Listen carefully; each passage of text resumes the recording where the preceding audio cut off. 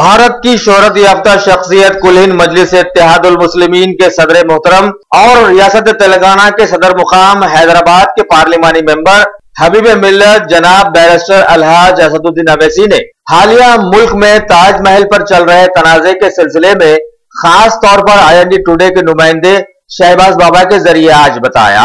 जो आज बीजेपी के तरफ से जो बयान आया कि ताज महल ये गद्दारों की निशानी है और ताज महल एक कलंक है, ये उन्हीं की सोच है।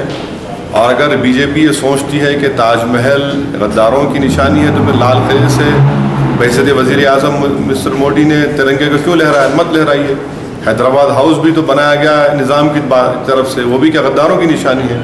जहाँ पर हर बैरूनी मुल्क के वज़ीर आज़म सदर मुमलिकत जो आते हैं उनको वहाँ पर हिंदुस्तान की हुकूमत उनको दावत देती है, बातचीत होती है, गुफ्तगू होती है, और उसी मुकाम को आप कहेंगे वो गद्दारों की निशानी है।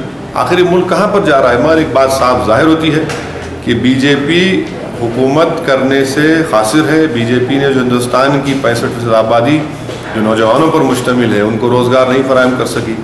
GST कारोबार को बर्बाद कर रहा है। नोटबंदी कई कारोबार को बंद करके रख दिया। किसान खुदकुशी कर रहे हैं, बच्चों के पास खाने को खाना नहीं है, स्टारवेशन हो रहा है। तो बीजेपी इस तरह की कोशिश कर रही है। और इस बात को याद रखिए कि वज़ीर आज़म मोदी ने जो पहली तकरीर दी थी लोकसभा में, उन्होंने कहा था कि 1200 साल की ग़ुलामी के बाद हमको इख्तियार मिला। हर हिंदुस्तानी जानता है कि ग़ुलामी 200 साल के अंग्रेज़ों की थी, मगर यही तो सोच है RSS की, और इस सोच को ये लोग सामने रख रहे हैं। और अच्छा है हिंदुस्तान के अवाम के सामने ये लोग एक्सपोज हो रहे हैं और बेनकाब हो रहे हैं।